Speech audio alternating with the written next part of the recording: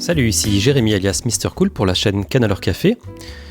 Je suis aujourd'hui avec un joueur que j'ai eu l'occasion de croiser assez souvent lors de mes tournois Lorcana.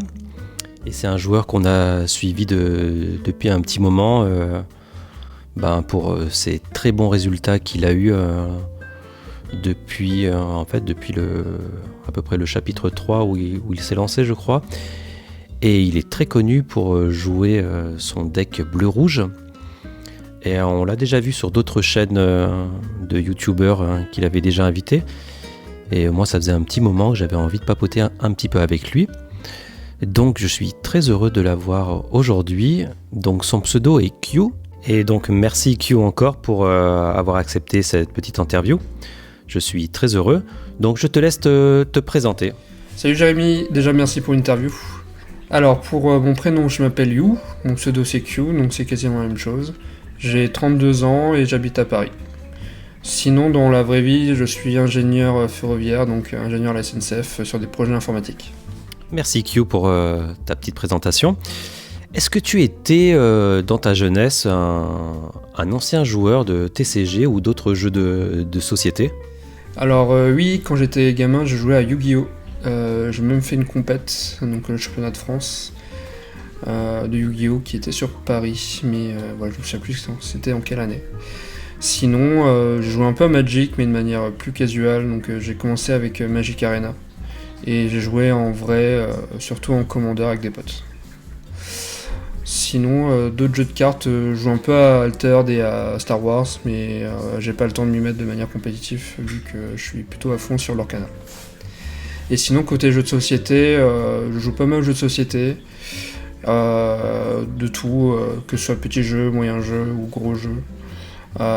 J'ai même fait la Coupe de France de Ark Nova l'année dernière au Fige. Et sinon, je viens surtout du milieu du jeu vidéo, où j'étais semi-joueur professionnel sur un jeu vidéo qui s'appelle Heroes of the Storm. Et donc, qu'est-ce qui t'a amené à jouer à Lorcana ? Est-ce que c'était parce que c'était un nouveau jeu qui venait de sortir, tu voulais être au début d'un nouveau TCG, ou tu es un grand fan de Disney, de l'univers, des dessins animés, c'est quoi ta raison ? Alors, ce qui m'a amené à jouer à Lorcana, c'est surtout l'envie de me mettre de manière sérieuse, de manière compétitive, sur un jeu dès le début. Donc, c'est pour ça que je me suis mis à Lorcana. En vrai, il n'y avait pas de compétition au début du set 1 et 2. Et j'ai vraiment commencé avec le set 3, avec la compétition à Vernon.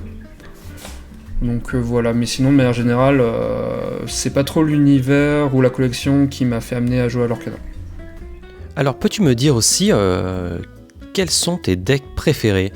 Alors je sais qu'on te connaît pour les decks contrôle, mais je te laisse m'en dire plus. Alors jusqu'à présent, mes decks préférés, donc c'est notamment le bleu-rouge, sur lequel je suis assez connu, et le bleu-gris, donc des decks plutôt contrôle, même très contrôle. Et aussi j'aime bien les decks combo, les decks meules. En fait j'aime bien tous les decks où on gagne de manière détournée. Et j'espère à terme pouvoir jouer du bleu-vert aussi avec la sortie du nouveau set. Sinon en termes de mécanique, j'ai pas vraiment de mécanique préférée. Juste le fait, la mécanique de Lorcana, le fait de pouvoir en créer, jouer en ressources ce qu'on veut, c'est vraiment pas mal. Et ça permet d'avoir un deck building plus réfléchi à ce niveau-là. Une autre petite question, Q. Si dans Lorcana, tu devais choisir une seule couleur d'encre, ce serait quelle couleur que tu choisirais ?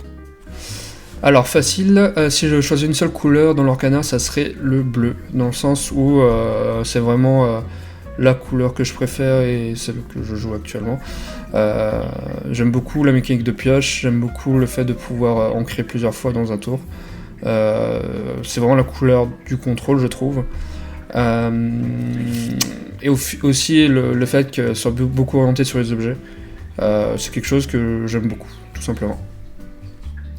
D'accord, merci pour ta réponse. Et si tu devais me citer tes 3 cartes favorites, tu choisirais quelle carte ?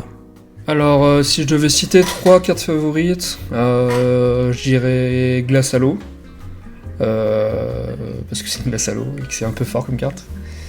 Je citerai Tamatoa, parce que j'aime bien le personnage et qu'il a tout, dans le sens où c'est une carte qui permet de piocher, c'est une carte qui permet de finir une game, et c'est une carte qui est vraiment badass, en général.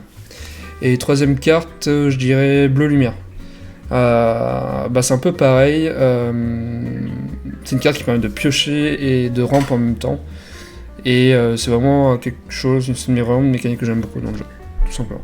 Et donc, avec ton expérience de joueur dans le compétitif, est-ce que tu pourrais me dire ce que tu aimes dans l'Orcana et ce que tu n'aimes pas ? Que ce soit au niveau des mécaniques de jeu, de l'ambiance, de la communauté autour de l'Orcana, je te laisse m'en dire plus. Alors, ce que j'aime dans l'Orcana, c'est que le jeu est vraiment accessible, donc un maximum de gens puissent y jouer, et que la communauté de manière générale est vraiment bienveillante, les gens sont vraiment cool. Même sur la scène compétitive, tout le monde se parle. Vraiment il y a une très très bonne ambiance, que ce soit en tournoi, que ce soit dans les boutiques lorsqu'on va jouer à l'Orcana. Donc c'est vraiment quelque chose que j'apprécie. Quelque chose que je n'aime pas, je dirais que c'est un peu pareil, à cause de l'accessibilité du jeu, ça fait qu'il y ait pour l'instant pas de mécanique très poussée, et j'attends de voir des mécaniques plus complexes pour peut-être départager les meilleurs joueurs à ce niveau-là. Et est-ce que je pense à toujours continuer à jouer? Je vais dire oui. Tant qu'il y a de la compétition, je pense que je resterai sur le jeu, tout simplement. Et penses-tu qu'il faille avoir une psychologie particulière, voire innée, pour être très bon joueur ou bon joueur à l'Orcana ? Est-ce qu'il y aurait, je sais pas, un type de joueur, un type d'individu vraiment fait pour le TCG, et d'autres, ce serait plus une histoire de pratique, de façon assez classique, juste de pratiquer le jeu et on progresse de façon naturelle, ou il y a vraiment une façon de penser qui est vraiment spécifique au TCG. Alors, est-ce qu'il faut une psychologie particulière pour jouer à l'Orcana ? Je ne saurais pas trop comment répondre à ta question. Je pense que pour jouer à l'Orcana, tout le monde peut être bon, mais pour être le meilleur, il faut effectivement avoir une certaine manière de penser. Il y a plein de choses à prendre en compte. Il y a beaucoup de points de skill partout, que ce soit le mulligan, que ce soit les décisions prises au niveau de l'ancrage, des plans de jeu, est-ce qu'on lore ou pas, est-ce qu'on prend des défis ou pas. Le deck building aussi. Et en jeu, quand vous jouez, la manière dont vous jouez vos cartes, vous pouvez déceler ce que a l'adversaire ou pas, ou si c'est du bluff ou pas. Il y a pas mal de mind game, toutes ces petites choses mis bout à bout fait qu'un joueur est bon ou pas, je pense. Donc oui, je pense qu'il y a de la psychologie, mais c'est surtout avec de l'expérience qu'on voit toutes ces étapes qui font qu'un joueur est meilleur qu'un autre. Et voilà un peu ma question clé de l'interview en général. Aurais-tu des conseils ou des secrets à partager pour progresser à l'Orcana ? Que ce soit pour les débutants, pour les joueurs confirmés, même si ça te semble un peu évident, je suis très curieux d'avoir ton retour d'expérience par rapport à ça. Alors, comme conseil pour progresser, tout simplement déjà jouer un deck que vous aimez. Je pense que c'est vraiment avec lequel vous avez du plaisir. C'est vraiment la base. Pour essayer de s'améliorer, c'est vraiment quelque chose. Si vous prenez pas de plaisir à jouer un deck, je pense que ça sert à rien et que vous n'allez jamais progresser. Sinon, de manière générale, je vois beaucoup d'erreurs faites, même sur les derniers tournois. C'est des petits détails, mais par exemple, si vous pouvez piocher avant de réaliser vos actions durant votre tour, faites-le. Vu que l'adversaire ne peut pas trop interagir avec vous pendant votre tour, essayez d'avoir le maximum d'informations possible. Donc, piocher, si vous comptez piocher lors de vos tours, faites-le en premier. Pour prendre de l'information, pour savoir quoi en créer, etc. Je vous conseille également de regarder ce que font les meilleurs joueurs sur le deck sur lequel vous jouez. Tout simplement, c'est l'une des meilleures façons d'apprendre, c'est vraiment de voir un très bon joueur jouer sur votre deck pour voir un peu les erreurs que vous faites par rapport à lui et la manière dont il réfléchit, le plan de jeu et tout simplement voir aussi le deck building, pourquoi il a le deck buildé comme ça, etc. Et je réfléchis à d'autres conseils. De manière compétitive, si vous faites des tournois en vrai, soyez reposés. C'est vraiment long un tournoi. Il y a de 8 à 9 rounds, même plus, sur une même journée. Donc dormez beaucoup, prenez à boire, etc. C'est vraiment très très long et ça arrive très souvent que sur les dernières games, il y ait énormément de misplays à cause de la fatigue tout simplement. Donc vraiment, c'est quelque chose qu'il faut prendre en compte. Mais le conseil le plus simple que je vous donnerais, c'est vraiment pratiquer, donc entraînez-vous. C'est là où on apprend le plus. C'est lorsque vous faites des erreurs, je pense qu'on apprend le plus. Typiquement, un exemple tout con, mais c'est le Chromicon Emerald. Pour ceux qui connaissent pas, c'est une carte qui fait que si vous faites bannir un personnage pendant votre tour, vous pouvez renvoyer un autre personnage dans la main. Et j'ai vu énormément de joueurs faire des misplays à cause de cette carte, dans le sens où ils jouent une créature, ils vont défier un autre personnage qui le bannit, et le personnage qui vient de jouer, il remonte en main. Ou pareil, dans le sens où il remonte en main un personnage qui n'a pas pu encore aller à l'aventure. Donc c'est vraiment des petites erreurs qui vont être faites un jour ou un autre, mais qui sont très vite rectifiables. Donc voilà. Merci Q pour toutes ces précieuses informations.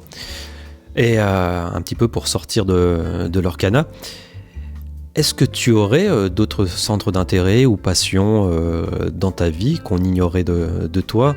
Il me semble que quand même tu es très passionné pour tout ce qui est jeux vidéo, jeux de société, donc je sais pas, je te laisse m'en dire plus. Alors, autre centre d'intérêt, j'en ai déjà parlé, donc les jeux vidéo, surtout les jeux e-sportifs, vu que je viens de ce domaine. Donc je suis pas mal la scène compétitive, notamment sur LoL.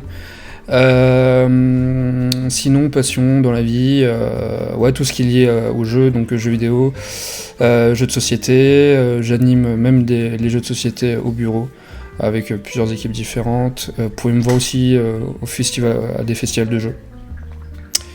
Vu que c'est pas mal de bosser à SNCF pour pouvoir un peu voyager et aller à ce genre de festival.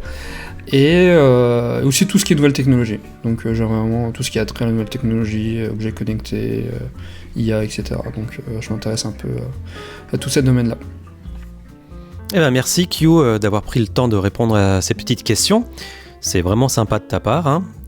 Et où pouvons-nous te suivre sur des réseaux sociaux ou des prochains tournois, des événements Alors vous pouvez me retrouver notamment sur les réseaux sociaux, surtout sur Twitter, donc Q_HOTS, sur Instagram Q_HH où je me suis mis récemment, et enfin sur Twitch QH, et je vais commencer à stream un peu de nouveau, donc voilà.